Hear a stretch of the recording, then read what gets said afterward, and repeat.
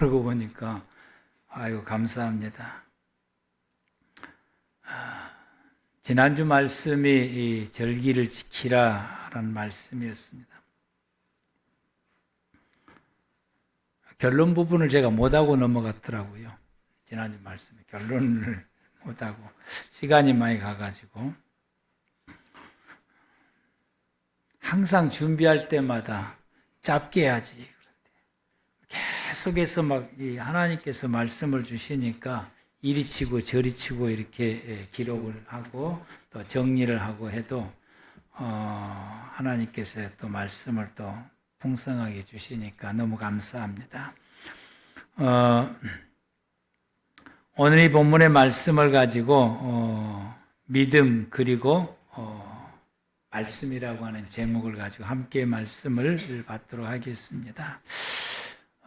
이 절기에 그 맥추절이라고 표현하고 수장절이라고 표현하는 것은 농사적인 개념으로 말씀하고 있다라고 제가 말씀을 드렸고요. 그래서 맥추절은 곡식을 추수해서 하나님 앞에 감사하는 것이고 수장절은 과일을 추수해서 저장하게 하신 것을 감사를 드립니다. 일용할 양식을 주신 것을 하나님 앞에 감사를 드리게 됩니다. 그렇다고 한다면은 오늘날 특히 우리 민족에게 또 우리 모두에게 풍성하게 양식을 주신 것을 우리가 감사하고 있는가? 어렸을 적에는 제가 어렸을 적에 항상 보릿고기를 지났어요. 추수하기 한 달 전에 양식이 떨어져요. 이러면은 우리 아버님은 신경을 극도로 예민해지는 거라. 그래서 그 쌀과 보리가 양식 외에 나가는 것을 절대로 용납하지 않는데 우리 어머니는 돈이 필요하니까 자꾸 퍼다가 팔아요. 이제. 그래서 모자랍니다. 이걸 두 분이 늘 이것 가지고 싸우기도 하고 그러시게 되는데 먹을 것이 없고 간식거리가 어디가 제대로 있었습니까? 먹을 과자가 많이 있었습니까? 그런데 지금은 정말로 넘쳐다. 엊그저께 우리 마을 앞에 올마트인데 거기 가서 종류를 한번 싹 봤어요. 이제. 가다의 종류도 싹 보고 또 뭐 소세지 종류도 보고 우유 제품의 종류도 보고 음료수의 종류 제품도 보고 아니 가지각색의 종류를 보았는데 정말로 넘쳐 흐르더라고요. 모든 집에서 먹을 것을 이게 모자람이 아니라 쌓아놓고 미처 다 먹지를 못하는 것이 현대 우리 가정들의 모습입니다. 그렇지 않는 가정들도 있지만은 대부분이 그렇다라고 하는. 이렇게 하나님께서 우리 민족에게 우리 모두에게 이처럼 풍성한 일용할 양식을 주신 것을 우리가 그걸 생각할 때마다 매일 감사하고 있느냐라고. 세계 민족을 보게 되면은 그렇지 못하는 민족도 많이 있습니다. 먹을 것이 없어가지고 힘들어하는 그런 민족들을 우리가 매스컴을 통해서 보기도 합니다. 그런데 하나님이 우리 민족에게 이처럼 많은 양식을 하나님께서 주신 것에 대해서 우리가 감사할 줄 아는 저와 여러분들 되기를 바랍니다. 늘 감사합시다. 아멘. 먹을 때마다, 마실 때마다, 쓸 때마다. 맥추절은 세 개의 절기를 포함을 하고 있습니다. 초실절과 칠칠절과 오순절 이것을 포함해서 맥추절이다라고 말하게 됩니다. 그런데 이 맥추절을 종교적인 개념으로 말할 때는 이것을 세 개를 다 말해요. 초실절, 칠칠절, 오순절 이렇게 말합니다. 그렇게 말을 해야 그 초실절로 통해서 하나님이 주시는 메시지가 있고 칠칠절로 통해서 주시는 하나님 메시지가 있고 오순절을 통해서 주시는 메시지가 각각 있기 때문에 그러합니다. 그래서 우리는 이러한 절기를 지키면서 농사적인 개념으로 이해하면서 하나님의 은혜에 감사하는 거예요. 돌봐주시고 일용할 양식을 풍성하게 주시는 하나님의 은혜, 내가 매일 먹고 마시고 쓰는 이 모든 이 양식들, 이 모든 것들은 다 하나님께서 주신 것입니다라고 고백하면서 우리가 생활해 가는 것이 절기가 우리에게 주시는 의미다라고 하는 것입니다. 그런데 이 절기를 통해서 하나님께서 우리에게 가르치시는 말씀이 이 속에 담겨져 있습니다. 그래서 이 초실절을 지킬 때에 보리로 지키게 되는데 왜 보리로 지켜야 되는지, 그것을 어떤 방법을 통해서 추수하고 이걸 빻아서 드리는 이 하나하나의 지켜나가는 이 디테일한 이런 순서들이 있고 절차들이 있는데, 이러한 디테일한 이 순서와 절차를 통해서 왜 이렇게 하라고 하시는지, 이렇게 함으로 통해서 하나님 우리에게 주시는 이 말씀이 어떤 것인지, 어떤 의미인지, 어떤 뜻인지, 이것을 절기를 지키면서 그것을 유대 백성들이 깨닫게 되고 다시 한번 마음에 새기게 되고, 그리고 그것을 가슴에 품고서 실천하는 데에 집중하게 되고, 그리고는 이것을 이 제사장들이 이 모든 순서와 절차를 진행하는 것을 자녀들과 함께 보면서 저건 왜 그렇게 하는 것인지, 저걸 통해서 하나님 우리에게 뭘 깨닫게 하고 어떤 말씀을 주는 것인지, 이것을 일일이 설명을 자녀들에게 하면서 하나님의 말씀을 가르치는데 집중한다라고 하는 것입니다. 그럼 우리는 절기를 지키면서 하나님께서 왜 내게 어떤 말씀을 하시는지 우리가 말씀을 받고 깨닫고 그 의미를 우리가 깨닫고 이것을 우리가 실천하며 지키며 생활 속에 적용해서 신앙의 생활을 살아가는 것이 믿음의 성도들이 절기를 지키는 의미입니다. 그런데 우리는 그렇게 그동안 못했어요. 왜 못했느냐? 가르침을 제대로 받지를 못해서 못했다고 한 사실입니다. 그러면 결국엔 누구 잘못이냐? 제 잘못이라고 한 사실이에요. 그래서 작년에도 이 비슷한 말씀을 하시는데 금년에 또다시 한번 이 말씀을 할 때 작년에 한 설교 또 하나 이렇게 하지 마시고 또 우리가 다시 한번 이 말씀을 받고 다시 한번 깨닫고 내가 작년에 이 말씀을 받았는데 내가 1년 동안 지켰는가를 뒤돌아보고 실제히 내가 부족했구나. 그래서 하나님께서 또 듣게 하시는구나. 우리가 깨달으시고 다시 한번 말씀 받고 우리가 깨닫고 실천할 수 있는 우리 모두가 다 되기를 바랍니다.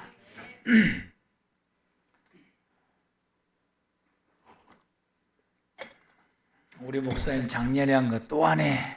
그러면은 여러분도 스트레스 받고 저도 스트레스 받아요. 하나님도 왜 이러지? 그러고 기분 나빠하시고, 그러니까 하나님께서 다시 주시니까 내가 못 지키니까 또 주시는구나.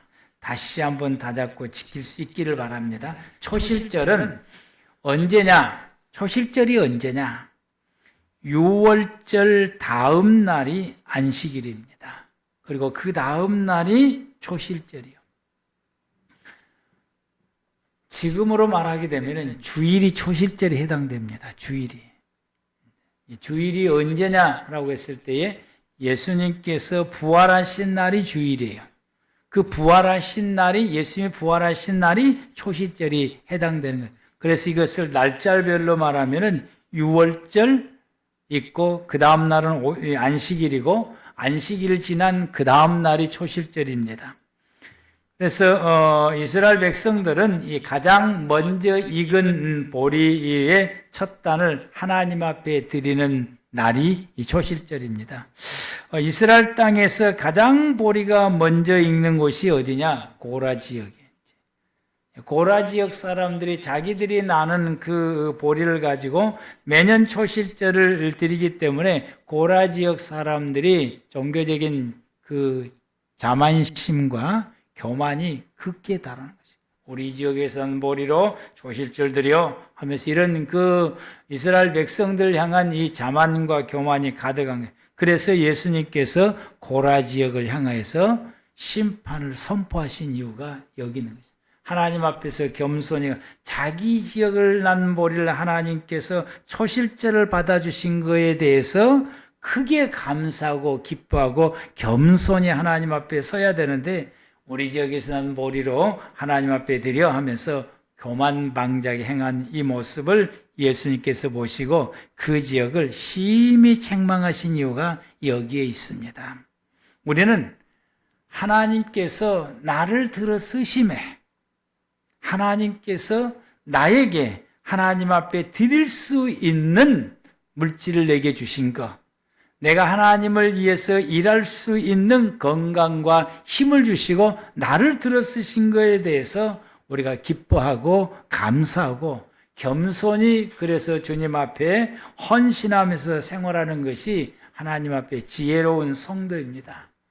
나는 이렇게 쓰임받는 사람이야. 난 이런 사람이야. 난 하나님께서 이래. 너희들하고는 달라. 하면서 우리가 하나님 앞에 교만한 모습으로 서 있는 것은 예수님께서 고라 지역을 책망하신 것처럼 이런 성도를 향하여 주님은 크게 책망하시게 될 것입니다. 우리는 이 책망을 듣는 어리석고 우둔하고 교만방자한 성도가 아니라 주님 앞에서 심히 겸손하고 감사하고 나 같은 것을 하나님의 들어서 쉼에 대해서 감사하는 그런 믿음의 성도들이 되시기를 축복합니다. 초실절은 성전에서 제사장들 중심으로 집행을 해요. 제사장들이 다. 그리고 이제 초실절을 지나고 난 그 다음 날부터서는 곡식을 들고 백성들이 추수를 할 수가 있습니다. 곡식을 이제 추수할 수, 그 다음 날부터 추수할 수가 있습니다. 그래서 이스라엘 백성들이 이 초실절을 자기 집에서 지킨다 할지라도, 이번에 6월절 올라가지 못하고 자기 집에서 있다 할지라도 초실절이 지나면은 그 다음부터 추수를 할 수가 있습니다. 그리고는 이 초실절 첫 열매는 이스라엘 전체의 공동체로서 첫 열매를 하나님 앞에 드리는 절기라고 한다면은 개인들이 소돼지 추수를 해서 이 밀과 보리를 추수해서 첫 열매를 드리는 절기는 칠칠절 기간인 것이죠. 칠칠절 때에 이 칠칠절 기간은 이 곡식을 추수하는 기간인데 77절은 77은 49일입니다. 그래서 49일 기간이 77절 주간인 것입니다. 7일간 7주간이 77절이, 그래서 77절이라고 말하게 됩니다. 수장절은 과일을 추수하기 위해서 저장하는 절기라고 한다면은, 이 77절 절기는 농사의 소득을 거둬들이게 되고 그 소득 가운데서 첫 열매를 하나님 앞에 드리게 되고, 그래서 하나님 앞에 첫 것을 드리게 됩니다. 농사의 첫 걸 드리고 과일의 첫 것도 드리고 곡식의 첫 것도 드리고 짐승의 첫 것도 드리고, 그 첫 것을, 짐승의 첫 것을 드리는 것은 첫 새끼는 암것이 아니고 숫것을 드려야 됩니다. 숫것이 났을 때에 드리게 되는 것입니다. 그리고 장자의 첫 아들은 하나님 앞에 드리기는 하나님 앞에 드리게 되는 것입니다. 그래서 하나님께 속한 자들이다라고 말하게 됩니다. 출애굽기 13장 15절에 말씀하시기를 그때에 바로가 완악하여 우리를 보내지 아니하며 여호와께서 애굽 나라 가운데 처음 난 모든 것을 사람의 장자로부터 가축의 처음 난 것까지 다 죽이셨으므로 태에서 처음 난 모든 수컷들은 내가 여호와께 제사를 드려서 내 아들 중에 모든 처음 난 자는 다 대속하리니. 이 애굽의 그 6월절 전날에 애굽 땅에 있는 모든 유대 애굽 사람들의 장자와 짐승의 첫 새끼가 죽임을 당하게 됩니다. 근데 이스라엘 백성들 안에서는 문임방과 문설주에 피를 바르게 되었으므로 그 피를 보고 장자와 첫 새끼가 죽는 재앙이 넘어가게 됩니다. 그러므로 이 장자와 첫 새끼가 죽은 것이 넘어갔으므로 이 장자와 첫 새끼는 하나님께서 말씀하시기를 그건 내 것이다, 내게 바치라 라고 말씀을 하게 됩니다. 그런데 이 장자는 하나님 앞에 이 장자를 역할을 내인들이 대신 감당하기 때문에 장자를 속전을 내고서 속함을 받게 돼서 정상적인 이 생활을 해야 되는 거예요. 그렇지 않으면은 장자는 이 성소에 들어가서 내인들이 하는 그 일을 감당해야 되는데 내인들이 대신하니까 거기에 따르는 이 속전세를 이어서 면제를 받게 됩니다. 그러므로 첫 열매는 이런 모든 말씀들 가운데 첫 열매는 하나님의 것이라고 하는 개념을 가지고 있어요. 하나님의 것이라고 하는 것. 하나님께 속한 것이다. 그래서 하나님의 것, 하나님에 속한 것이니까 이것은 사람이 임의로 쓸 수 없고 하나님께 돌려드려서 하나님의 뜻에 따라서 하나님의 나라를 위해서 사용되어져야 된다라고 말씀하시게 됩니다. 그러므로 첫 것은 하나님의 것이다라고 하는 것. 두 번째로는 이 첫 열매는 대표성을 가지게 되는 것입니다. 소득 가운데에서 첫 것을 하나님 앞에 드리게 되면은 이 첫 것이 하나님의 것이므로 이게 대표성이 되어서 나머지 모든 것도 하나님의 것이다. 나머지도 하나님의 것이다. 라고 하는 거죠. 그래서 하나님께서 그러면 결론적으로는 뭐냐? 모든 것이 하나님의 것인데 첫 열매를 하나님이 받으시고 나머지게는 우리의 일용할 수 있도록 하나님 우리에게 베푸신 것이, 우리에게 주신 것이. 그래서 믿음의 성도가 하나님 앞에 고백할 수 있는 말이 하나님의 은혜로 산다라고 고백하는 거죠. 하나님의 은혜로 산다라고 하는 건 하나님께서 내게 주신 걸 가지고서 하나님의 주신 걸 가지고 살아가기 때문에 하나님의 은혜로 산다라고 고백을 하게 됩니다. 그래서 이 백성들이 하나님의 은혜로 산다라고 고백하게 되고 매일같이 일용할 음식을 먹을 때에 하나님께서 이것을 내게 주신 것이다 라고 고백하고 하나님의 것을 먹고 산다라고. 그래서 이 백성들이 하나님께서 주신 것이기 때문에 이걸 먹을 때에 부정한 모습으로 먹어야 돼요? 정결한 모습으로 먹어야 되는 거예요? 정결한 모습으로 먹어야 돼요. 그래서 손을 씻고 먹는 겁니다. 손을 씻는 이유가 음식을 먹기 전에 손을 씻고 먹는 이유가 여기 하나님이 주신 음식을 내가 부정한 손으로 먹을 수 없다라고. 손을 씻어서 정결한 모습으로 정결한 손으로 음식을 먹는다라는 고백이 들어있고 그래서 예수님의 제자들이 손을 씻지 않고 먹게 됐을 때에 바리새인들이 왜 손을 씻지 않고 먹느냐라고 하는 하나님의 주신 것을 왜 부정한 몸을 가지고 부정한 손을 가지고 그 음식을 먹느냐라고 지적하는 것이 이 바리새인들의 지적하는 의미가 거기에 담겨져 있는 것입니다. 예수님께서는 여기에 더 나가서 더 깊은 말씀을 하시죠.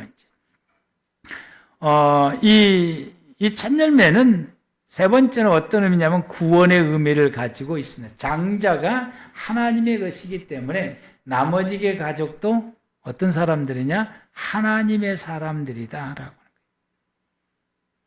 그래서 장자를 하나님의 것이라고 하나님이 말씀하신 것은 이 모든 이 나머지의 가족도 하나님의 사람이다라고 하는 이것은 하나님께 속한 사람이다라고 하는 거예요. 하나님께 속한 사람은 하나님과 함께 살아갈 수 있는 자격을 가진 사람들.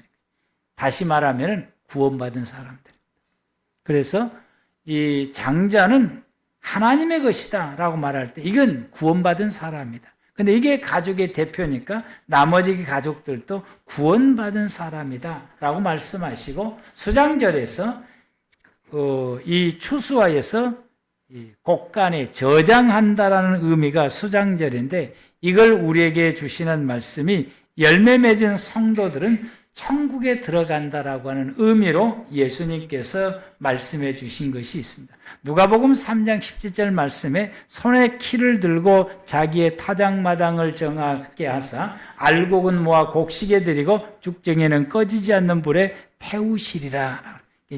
쭉정이는 이 불에 태운다라고 하는 건 지옥불을 상징하게 되는 것이고 알곡은 모아서 곡간에 드린다고 하는 것은 천국에 들어가는 것을 의미를 하게 됩니다. 구원받는 것을 의미합니다. 77절은 이 기간이 49일이라고 그랬죠. 오순절 전날까지가 77절 기간인데 이 기간 중에는 보리와 밀이 익어가서 추수하게 되는 기간이고요. 또 이 기간 중에서는 꽃이 피어서 수정하는 기간이기도 합니다. 근데 이 기간 중에는 이스라엘 땅의 날씨가 가장 불안합니다. 우리나라 봄의 날씨가 불안하더라고요. 이 날씨가 아주 불안한 시기에 비가 오기도 하고 뜨거운 바람이 불어오기도 합니다. 비가 오면은 곡식이 여물어 가는 데는 극히 도움이 돼요. 아주 참 도움이 되는 것이. 이 비를 맞아야 곡식이 알차게 여물어 가게 됩니다. 그런데 반대로 과일꽃이 수정하는 데는 이게 수정이 잘 안 돼. 비가 오게 되면 수정이 잘 안 돼. 과일꽃이 수정이 안 되면은 과일이 열매를 맺지를 못하게 되니까 과일 농사를 망치게 됩니다. 반대로 뜨거운 바람이 불어오게 되면은 곡식은 여물지 못하고 말라져 가게 되는 거예요. 그런데 과일꽃은 수정이 너무 잘 되는 거예요.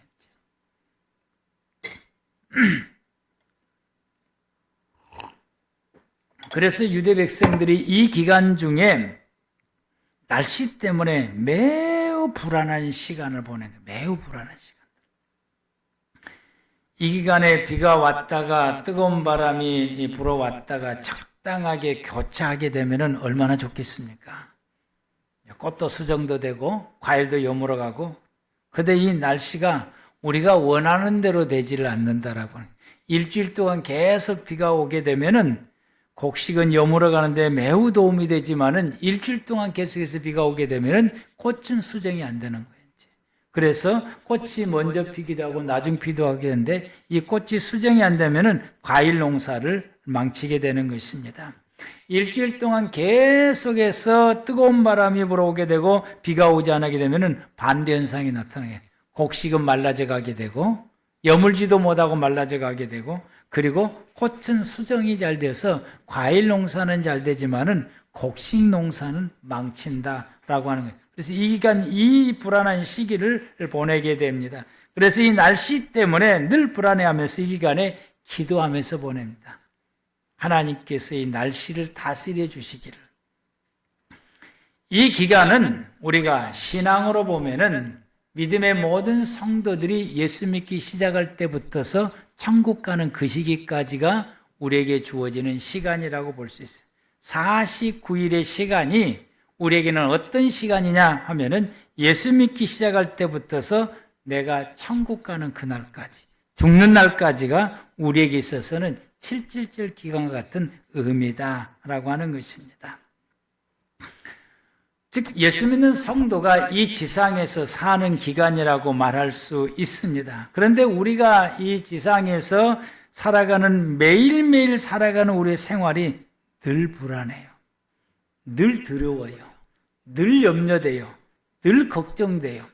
왜냐하면은 무슨 일이 생길지를 우리가 모르기 때문에, 내일 무슨 일이 생길지를 모르기 때문에, 또 우리가 원하지 않는, 내가 원했을 때에 이때는 뜨거운 바람이 불었으면 좋겠다. 뜨거운 바람이 탁 불고, 이때는 비가 왔으면 좋겠다. 비가 탁 불면 얼마나 좋아요. 근데 우리 뜨거운 바람이 불기를 원하는데 비가 오는 거예요. 비가 오기를 바라는데 뜨거운 바람이 부는 거죠. 그러는 것처럼 우리가 우리의 생활을 살아가는 가운데 오늘은 이런 일이 있었으면 좋겠다 했었는데 그 일이 생기면 얼마나 좋습니까? 그 일이 생기기도 해요. 원하는 것이 생기기도 해요. 그런데 때로는 우리가 원치 않는 것, 반대되는 것이 생겨날 때가 더 많다라고 하는 사실. 그래서 우리가 매일매일 살아가는 것이 늘 불안해합니다. 내일 무슨 일이 생길지를 몰라. 사는 것이 두렵고 걱정되고 염려가 됩니다. 그런데 하나님께서 걱정하지 말라라고 말씀하십니다. 내가 돌봐주시겠다. 내가 보살펴 주시겠다. 라고 하나님께서 약속을 하십니다. 그 약속이 여러분 성전의 기구의 배치예요. 성구의 배치. 아마 그림이 하나 있을 거예요. 잘 보일란가 모르겠어요. 이것이 이스라엘 백성들의 이제 성막인데 성전도 똑같은 저 구조로 되어 있는데요. 여기 보게 되면은 저기에 그 휘장이 가려져 있고 그 휘장에 이제 그 그룹 천사를 상징하는 모형의 구름이 휘장이 있고 그 앞에 있는 것이 분향단이고 저기 그림은 성소입니다. 지성소는 저 천사를 상징하는 너머에가 있는 것이고 저기 그림은 이제 성소인데 성소에 성구들을 배치하는 것을 말하고 있는 제일 앞에 있는 것은 좀 향을 피우는 분향단이고요. 그 뒤에 보면은 두 개가 좌우에 있게 됩니다. 좌우에 있게 되는데 이쪽 여러분의 그림을 보면 여러분이 볼 때는 이쪽이네. 이쪽. 여러분 볼 때 이쪽인데 이쪽의 그림은 그 떡상이고 반대쪽의 그림은 이제 촛대입니다. 이제 불을 켜는 촛대가 되겠습니다. 맞아요. 저쪽은 촛대고 이쪽은 분향 떡상이에요. 이 떡상에 있는 위치가 북쪽입니다. 그리고 촛대가 있는 위치가 방위로 보면은 남쪽이 되는 것이죠. 이스라엘 땅의 비는 어디서 오느냐면은 북쪽 바람에 의해서 비가 와요. 지중해 쪽, 북쪽 바람에 의해서 비가 오게 되고 이스라엘 땅의 뜨거운 바람은 남쪽에서 불어오게 됩니다. 남쪽 사막 지역에서 이 뜨거운 햇빛의 바람이 불어오게 되고 건기 때 이제 불어 들어오게 돼요. 이 기간이 건기와 우기가 이게 바꿔지는 기간이기 때문에 날씨가 이제 불안한 것입니다. 그래서 하나님께서 이와 같이 북쪽에는 떡상을 진설하게 하시고 남쪽에는 등대를 진설하게 하십니다. 이 떡을 만드는 것은 곡식으로 만들기 때문에 이 비바람이 북쪽에서 불어오기 때문에 떡상을 북쪽에다 배치하게 하시고 등대는 올리브 기름을 사용하기 때문에 올리브는 과일이므로 과일을 수정하는 따뜻한 바람은 남쪽에서 불어오기 때문에 남쪽에다가 배치를 하게 하신 거예요. 이것은 뭘 말하느냐? 내가 너희의 소득을 얻는 데에 필요한 모든 날씨를 내가 주관하시겠다. 그래서 적당한 날씨를 주어서 과일이 열매가 맺히도록 해서 너에게 과일이 떨어지지 않게 할 것이고 곡식에 필요한 모든 비를 내가 적당하게 보내서 곡식이 떨어지지 아니하도록 하나님께서 날씨를 이와 같이 주관하시겠다라고 하는 하나님의 약속입니다. 하나님 내가 이렇게 돌봐주겠다고 하는 하나님께서 돌봐주시겠다고 하는 하나님의 약속이에요. 내가 이렇게 하겠다. 이와 같이 우리가 내일의 삶은 어떤 일이 벌어질지 우리가 알 수가 없는 것이에요. 천국에 갈 수 있을는지 지옥에 갈 수 있는지조차도 우리가 알 수 없고 내일에 무슨 일이 생겨날지 알 수 없는 게 우리의 불안한 삶이고 그래서 우리가 늘 불안하고 늘 두렵고 늘 걱정되고 늘 염려가 됩니다. 그런데 하나님이 말씀하십니다. 내가 돌봐주겠다. 내가 보살펴주겠다. 라고 약속을 우리에게 하시게 됩니다. 여기에 우리의 믿음이 필요합니다. 아멘? 믿음. 하나님께서 돌봐주시겠다라고 하는 저 성소에 진열하게 된 것은 그래서 이스라엘 백성들이 생활 가운데 하나님의 돌보심을 받을 수 있는 것은 저걸 보고서 믿음을 가진 거예요. 하나님 우리를 돌봐주신다 했다. 이 믿음의 확신을 가지고서 비가 온다 할지라도 걱정하지 아니하고 뜨거운 바람이 불어온다 할지라도 걱정하지 아니하고 하나님이 돌봐주시겠다고 했으니까 이와 같이 우리의 삶 가운데서 내가 원치 않는 일이 생겼다고 해서 우리가 염려하거나 두려워하거나 걱정하지 할 필요가 없습니다. 왜? 하나님이 돌봐주시겠다고 하는 약속의 말씀을 부여잡고 나가면 됩니다. 이 믿음을 가지고 이 약속의 말씀을 부여잡고 하나님이 돌봐주신다고 그랬어요. 오늘 이와 같이 며칠간 비 오는 것이 뭐가 됐으냐? 내일은 햇빛이 들 것인데 내일은 과일이 수정할 수 있도록 하나님께서 햇빛을 보내주실 것인데 뭐가 걱정이야? 이 비로 인해서 곡식이 여물어 가지 않느냐? 내 삶 가운데 이와 같이 우리가 원하지 않는 시련과 역경과 고통과 아픔이 있다 할지라도 이것으로 통해서 나를 더 단단하게 만들고 내 삶을 하나님이 새롭게 하시고 걸러낼 건 걸러내게 하시니 이 또한 하나님의 은혜입니다. 이게 지나고 나면 하나님의 은혜가 내게 쏟아지게 될 것이고 하나님의 축복이 하나님께 내게 부어주시게 될 것이다 라고 하는 이 믿음을 가지고 확신을 가지고 기뻐하며 하나님의 돌보심, 하나님의 그 은혜를 우리가 믿고 그 은혜를 감사하면서 생활해 가는 것이 77절 삶을 통해서 이 77절 기간을 통해서 우리에게 주시는 메시지입니다. 아멘. 이 믿음을 가지는 저와 여러분들 되기를 바랍니다. 오순절날은 모든 추수를 마치게 된 것을 감사해서 떡 2개를 만들어서 하나님께 제물로 드리는 것이 오순절입니다.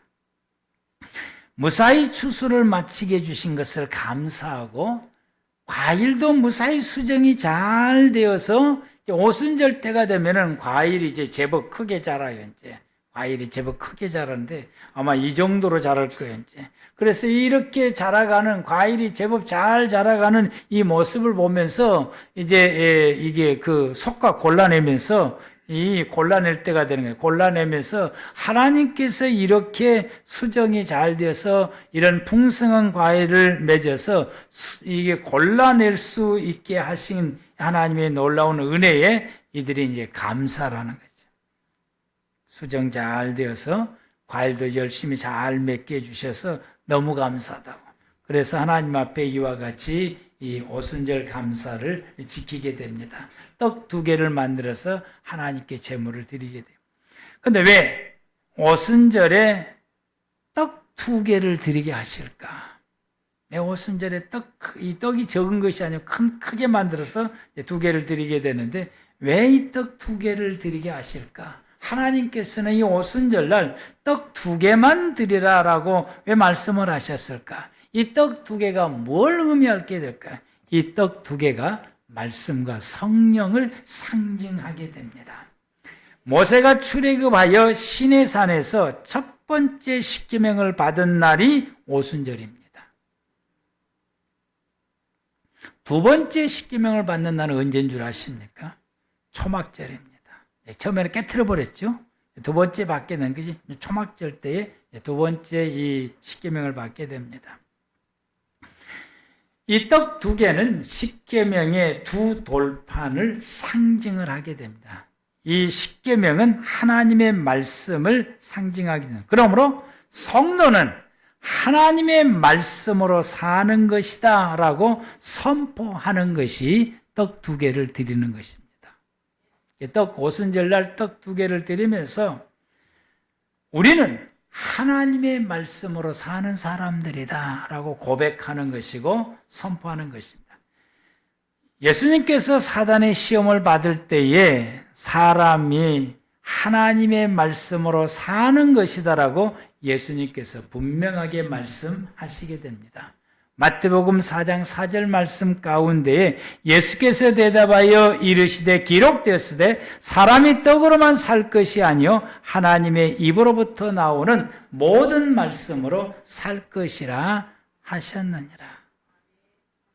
성도는 무엇으로 사느냐? 하나님 말씀으로 사는 사람들입니다. 아멘. 이게 예수님의 가르침이에요. 이것이 오순절을 지키는 의미인 것이. 오순절을 왜 지키느냐? 나는 하나님의 말씀으로 사는 사람이다 라고 하는 것을 만천하에 공부하고 선포하고 다짐하는 시간이 오순절이고 그것을 떡 2개를 드리게 된다라고 하는 것입니다. 오순절날 떡 2개 또 다른 의미는 성령을 의미하게 됩니다. 그래서 초대교회가 오순절날 성령 충만함을 받게 됩니다. 성도들이 성령의 충만함을 받음으로 통해서 비로소 예수님의 제자로서의 삶을 살기 시작하게 됩니다. 사도행전 2장 1절에서 4절 말씀 가운데 이날 바로 하나님께서 그들에게 성령을 부으시게 됩니다. 하나님이 언제 이스라엘 백성들의 성령을 부으셨는가? 오순절날 부으셨고 예수님께서는 이 날을 기억해서 너희가 예루살렘을 떠나지 말고 하나님 앞에 이 날을 기다려, 하나님이 성령을 부으시는 그 날을 기다려라고 말씀하셨는데, 이때 이 제자들이 기도하며 기다릴 때에 오순절날 그들에게 성령을 부으신 것입니다. 그래서 우리가 하나님 앞에 구할 것은 하나님이 내게 성령을 부으시었고 내가 성령 충만한 가운데서 살아갈 수 있게 해달라고 기도를 해야 되는 것입니다. 오순절날 이미 이름에 저희가 다 같이 한 곳에 모였더니 호련히 하늘로부터 급하고 강한 바람 같은 소리가 있어 저희가 앉은 온 집에 가득하며 불의 혀같이 갈라지는 것이 저희들에게 보여 각 사람이 임하여 있더니 다 같이 시작. 저희가 다 성령의 충만함을 받고 성령의 말하게 하심을 따라 다른 방언으로 말하기 시작하니라. 아멘. 이와 같은 현상 가운데서 그들이 성령의 충만함을 받게 되었다라고 말씀하십니다. 그래서 갈라디아서 5장 16절에 내가 이르노니 너희는 성령을 쫓아 행하라. 그리하면 육체의 욕심을 이루지 않는다. 육신의 욕심을 따라 생활해 가게 되면은 지옥에 들어간다고 말했어요. 우리가 마지막에 천국에 들어가는 것이 우리의 삶의 마지막의 목적지인데 이를 위해서는 우리가 성령을 쫓아 살아야 된다라고 말씀하십니다. 성령의 갈라디아 5장 17절에서는 육체의 소욕은 성령을 거스리고 성령의 소욕은 육체를 거스리나니 이 둘이 서로 대적함으로 내가 원하는 것을 하지 못하게 하려 함이라. 만일 우리가 성령으로 살면 또한 성령으로 행할지니라 라고 말씀했어요. 믿음의 성도는 누구의 힘입어서 사느냐? 성령의 능력을 힘입어서 살아야 돼. 그래야 우리가 믿음을 지킬 수 있고 그래야 우리가 하나님 앞에 거룩함과 경건함을 지킬 수 있고 하나님 앞에 마지막 때 흠이 없는 모습으로 설 수 있게 됩니다. 성경은 성도가 성령으로 살아갈 것을 우리에게 강력하게 말씀하십니다. 내 힘으로 사는 것이 아니라 성령의 힘으로 살고 성령의 인도하심을 살아가며 내 지혜로 사는 것이 아니라 성령의 지혜로 살고 성령님이 주시는 능력을 힘입어서 생활해 가게 되는 것이 믿음의 성도의 삶입니다. 아멘. 성도는 말씀으로 살고 성도는 성령으로 사는 것입니다. 우리가 천국 가는 그날까지 우리 모두는 말씀으로 살아야 되고 성령으로 살아야 됩니다. 하나님의 부르심을 받아서 구원받은 성도로서 날마다 살아가는 삶이 불안하고 두렵고 떨리고 그러하지만은 우리가 전적으로 하나님을 의지하면서 매일 하나님의 돌보심을 우리가 믿고 하나님이 돌봐주시기를 기도하면서 그 하나님께서 돌봐주신 그 은혜를 우리가 감사하면서 매일 생활한 가운데 하나님께서 매일매일 우리에게 주시는 말씀을 우리가 부여잡고 그 말씀을 성령의 도우심을 받아서 순종하면서 생활해 가는 것, 이것이 성도들의 삶이고 저와 여러분의 삶입니다. 이것이 우리가 절기를 지킴으로 통해서 이런 신앙의 생활로 회복하여서 매일 이렇게 생활해 가는 것이 믿음의 성도들의 삶입니다. 지난주 이 맥추절과 이번 주 이 말씀을 우리가 함께 연계해서 우리의 신앙을 회복해서 정말 우리가 하나님의 성도로서 성도다웁게 늘 하나님의 은혜를 감사하고 늘 주님의 말씀을 우리가 사모하고 그리고 그 말씀 우리가 받았을 때에 흘러보냄이 아니라 말씀을 강하게 붙잡고 깨닫고 그리고 성령의 도우심을 힘입어서 말씀을 순종하며 말씀을 따라 생활해가는 저와 여러분의 삶이 되기를 축복합니다. 기도하겠습니다.